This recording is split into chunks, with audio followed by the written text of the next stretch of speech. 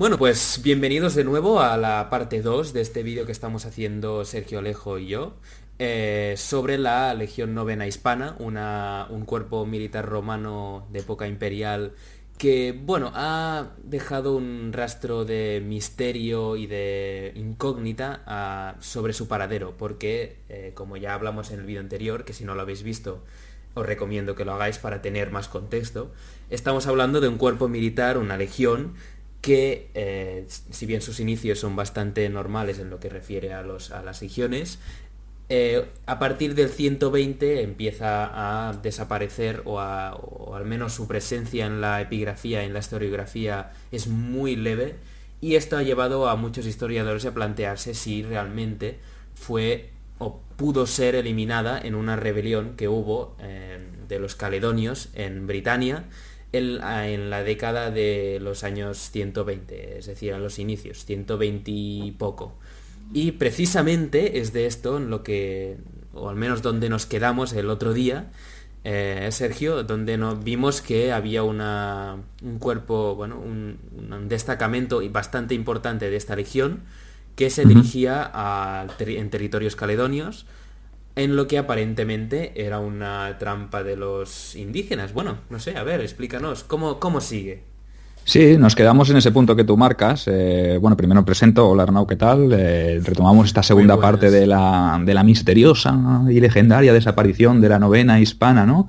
Pues sí, estamos en ese punto en el que parece ser que los indígenas pictos les engañaron un poquito, ¿no? A los oficiales al mando de la novena les dijeron que, oye, ¿por qué no iban allí a más allá de la frontera y marcaban paquete, ¿no? Como decimos en su momento, ¿no? Les daban una lección a los rebeldes que todavía no, a los indígenas que todavía estaban un poquito indecisos y que no se habían sometido al poder de Roma, y les hacían una demostración de lo que era, pues, enfrentarse al poderío del imperio, ¿no? Y como vimos, pues les incitaron un poquito a que fueran, y pues como los romanos en eso de marcar paquete, pues eran los primeros, ¿no? Decían, ¿cómo me vas a vacilar? Pues voy allí, voy a hacer una demostración. Y eso es lo que hizo, pues, el legado de la octava, de la novena, que estamos que nos bailan los números, ¿no? Atrás.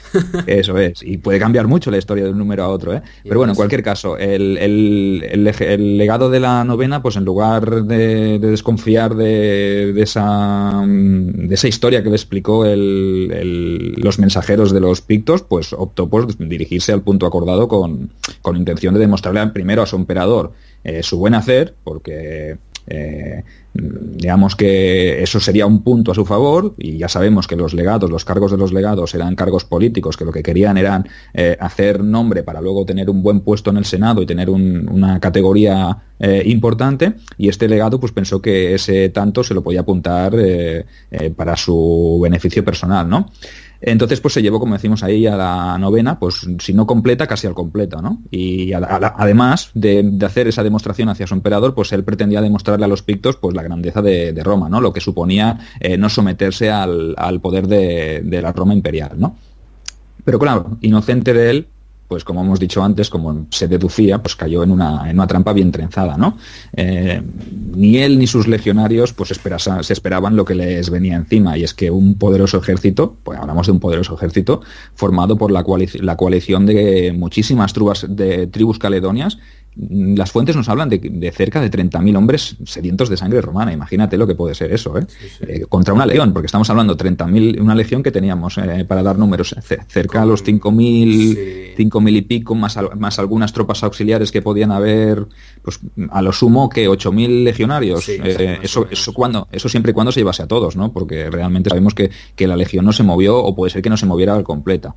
La cuestión, 30.000 contra 8.000, ¿cuál fue el resultado? Pues claro. Además, si hubiese sido en terreno abierto, aún hubieran tenido oportunidad, pero es que ya sabemos que los romanos y los bosques no se llevan demasiado bien. No, por eso.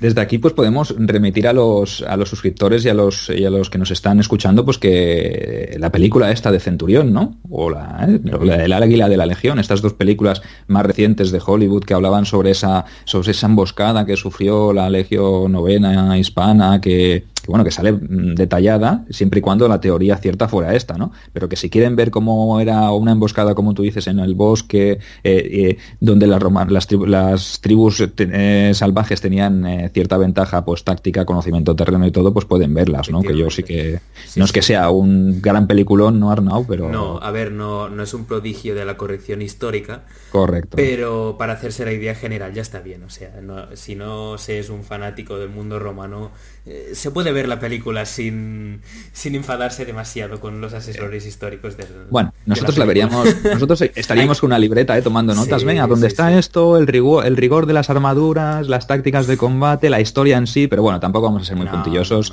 y no la vamos a estropear, ¿vale? Entonces, la podéis ver y allí pues podréis ver pues lo que os estamos explicando, ¿no? Que se despedazó pues la Legión Novena, según dicen las fuentes del momento, ¿no? Parece ser que los pictos aprovecharon para vengarse con creces de la derrota que habían sufrido ellos años atrás en la batalla del Mons Grappius, en el año 83-84, ¿no? Cuando el gobernador de Britania por entonces, Gneo Julio Agrícola, que fue uno de los mejores generales del momento, de esa época, pues les infligió una derrota bastante importante, ¿no? Pero bueno, nos desviamos un poco el tema. Seguimos con la teoría, si quieres, Arnau, te cedo la palabra y tú mismo, adelante. Sí, esta teoría se acercaría mucho más a la que habla de la total destrucción de la Legión. Claro, tan solo se salvó un pequeño destacamento, comandado por el tribuno del que antes hemos estado hablando, Nucio Norbio Crispino, aquel del cual tendremos noticias bastante tiempo después. Estábamos hablando en el vídeo anterior de este personaje que desaparece de los registros como tribuno laticlavio y aparece 25 años más tarde en el norte de África al mando de otra legión diferente y con el título de legado, que es básicamente el general de una legión. Por tanto, pues es un personaje, bueno, con una historia bastante particular. Tal vez su nuevo destino, acompañado de un ascenso, fue suficiente para que nadie supiese jamás la verdadera historia de la novena. Eso es. Pero podría ser que Roma y el emperador hubiesen comprado su silencio sobre lo acontecido más allá del muro. Es como lo que se ve en la película, que ya veréis, que también pues se habla de esta voluntad de los romanos para ocultar al resto de población sus desastres más humillantes, porque si algo que los romanos tenían y es de lo que estaban muy orgullosos era de su victoria, ¿no? De su orgullo, de su supremacía ahí, ¿no? Eso mismo. Entonces, y dejarles pues, ahí en evidencia, pues los habría dejado fatal, ¿no? Sobre todo el emperador también, ¿no? Sí. Porque dice, hostia, claro. Sí, pero también geopolíticamente, si quieres, porque que un imperio que se basa en el poder de las armas, no nos engañemos, sufriese una derrota tan humillante, podía hacer que otros pueblos, demás, ¿no? Efectivamente, claro, que otros pueblos dijeran, hostia, pues si ellos han podido, ¿por qué no nosotros? Entonces, bueno, aparte del orgullo, hay también la geopolítica, ¿no? Un poco. Sí. Claro, entonces, dime, compañero, ¿qué le pasó a este hombre entonces? Bueno, pues es muy probable que este tal Norbio y los supervivientes fueron recompensados, como tú has dicho antes, ¿no? Con un ascenso, con monedas, con un cambio de destino, lo que fuese a cambio de mantener la boca cerrada y no difundir la noticia de que la operación había sido un fracaso, ¿no? Como hemos dicho antes, ¿no? Hay un montonazo de circunstancias contrarias que podrían haber jugado en contra de Roma si se hubiese sabido que habían sido humillados por una tribu por una confederación de tribus salvajes, ¿no? Como bárbaros, como ellos les denominaban. Lo que sí que sabemos por las fuentes es que semejante desastre atemorizó a los dirigentes de Roma, al Senado y al emperador, porque todos ellos estarían al corriente de lo sucedido, ¿no? De la verdad, ¿no? De la verdadera historia de lo que había acontecido allí, ¿no?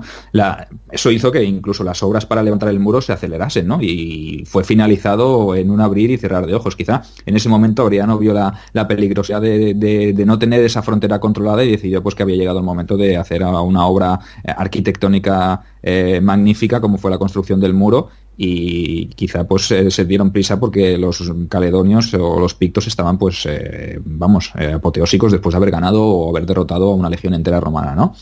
Los romanos eran especialistas en minimizar los desastres y eso lo sabemos de sobras, ¿no? Solo hablarían las fuentes de las cosas más beneficiosas y de las grandes gestas. No, obviamente no vas a hablar de que te han derrotado y lo vas a dejar en registro para que la historiografía posterior te estudie y vea que eras un mal general o un mal caudillo, ¿no?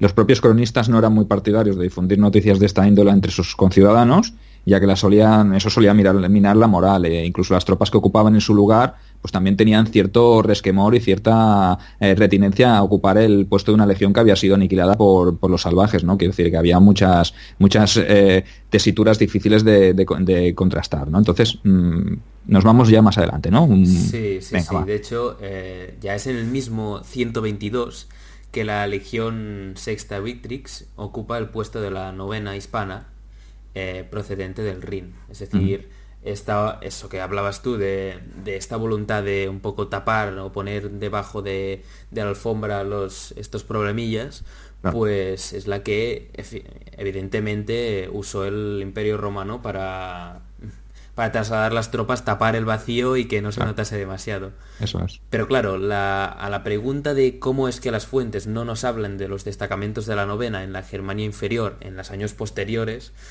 claro, de momento no existe una respuesta clara, aunque sí que hay la posibilidad de que el legado que cayó en la trampa no se llevase a toda la legión al completo, o Claro. que dejase a los auxiliares en el fuerte y estos fuesen los que se enviaron posteriormente a Germania para no deshonrar la memoria. Eso es. Pero eso siempre que la verdadera historia fuese la destrucción de la legión. Porque Ya. que lo que hemos estado diciendo antes no tiene por qué implicar la destrucción completa de la novena. Ujú. Ni siquiera ser realmente verdad. Simplemente Claro. son elucubraciones un poco que se hacen a partir de las escasísimas, sinceramente escasísimas fuentes de las que disponemos.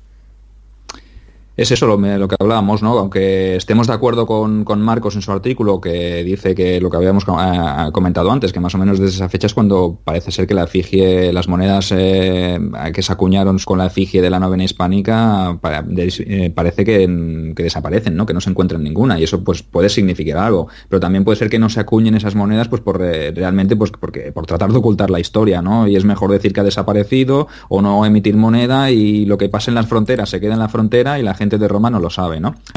Hay muchas teorías, pero bueno, como siempre decimos, y me gusta decir a mí, supongo que también a ti también, Arnau, lo bonito de la historia es que en ocasiones podemos quedarnos con la teoría que más nos guste, ¿no? Si nos vamos tan atrás en el tiempo es difícil acertar con precisión los detalles que la propia historiografía trató de borrar. Es muy difícil para un investigador con tan pocas fuentes epigráficas y con tanta poca información tratar de reconstruir una historia real. Por eso quizá podemos atribuirle ese hálito de leyenda, ¿no? O de misterio que rodea a la Legión Novena Hispana. Lo que está claro es que las menciones posteriores a la Legión son escasas y que siempre existe la posibilidad de que se recompusiese de nuevo con contingentes procedentes de otras legiones. Y debemos afirmar en este punto que no es la primera vez que eso le ocurría, ya que tras ser prácticamente aniquilado durante la revuelta de Boudica en el año 61 después de Cristo, la propia novena hispana tuvo que ser reforzada con 2.000 legionarios procedentes del limes germano. O sea que vemos que es una práctica no habitual, pero que sí que se puede dar en las mismas legiones, ¿no? No solo en la novena, sino que en varias legiones sabemos que se produjo de esa manera, ¿no? ¿No es así, Arnau? Sí, sí. Es por ello que creemos que quizá ambas teorías puedan coexistir. Es decir, la novena pudo ser destruida casi por completo, evidentemente, y reconstruida de nuevo, Claro. y enviada a otro punto del imperio, donde prosiguió batallando bajo su estandarte en el nombre de Roma, hasta que fue aniquilada en el Éufrates por los persas en una expedición que se hizo muchos años después. Claro. Pero claro, no sé en este sentido, porque es un poco incierto en líneas generales, y aunque siempre se han tratado los hechos como si hubiese sido aniquilado por los pictos, una aureola misteriosa, Sí. como podemos ver en la película que ya hablábamos del águila de la Legión, Sí. podría haber sucedido lo que os estamos contando. Evidentemente, el mundo anglosajón, y más en este mundo que les gusta tanto Claro. mitificarse a ellos mismos, ya les va bien que Sí, un sí, sí. ejército de indígenas revoltase a los invasores y todo esto. Claro, claro, Pero claro. bueno, al margen de este tema más cinematográfico, de momento no podemos estar seguros de nada. Yo ahora, pues mira, con todo esto que hemos afirmado en estos dos programas, pues ahora que sabéis que hay muchas más posibilidades y que existe la posibilidad de que no fuera aniquilada en Britania, que podía haber sido aniquilada en Judea o podía haber sido aniquilada en orillas del Éufrates en el 161 después de Cristo, como hemos dicho, pues preferimos dejaros la pelota en vuestro tejado. No sé si compartes esta opinión conmigo, porque realmente no nos vamos a mojar porque no hay certeza 100%. Lo que, como hemos dicho antes, no se han encontrado ni restos arqueológicos que nos hablen de esa destrucción, por lo que yo pienso que la leyenda de la destrucción o de la aniquilación de la novena pues siempre planeará sobre la historia, ¿no? Por decirlo de alguna manera. Sí, y de hecho no podemos estar nunca seguros de nada en el mundo de la historia porque realmente no hemos estado ahí y por tanto tenemos que fiarnos de las fuentes, o fuentes primarias o después secundarias, pero básicamente es algo que nos cuentan. Primero que nos lo cuenta el vencedor, pero es que después nos lo cuenta alguien que es como persona, es imposible que sea del todo imparcial. Por tanto, no, de momento y en general nadie debería mojarse absolutamente en un tema relacionado con la historia. Pero bueno, ya vamos terminando. Ha sido un placer haber hablado de nuevo sobre un pedazo de la historia de Roma, que da para tantísimo. Y desde aquí os remitimos a toda la bibliografía y filmografía sobre la historia de la Legión, que sin duda es amplia. Y dejaré como he dicho en el capítulo anterior, el libro que he recomendado, el de Complete Roman Legions. Os dejaré la bibliografía. Y nada, como siempre, estamos completamente abiertos a sugerencias, ¿no, Sergio? Eso es, siempre. A nuevas ideas. Y por tanto, nos vemos en la siguiente entrega de Cliófilos. Hasta la siguiente.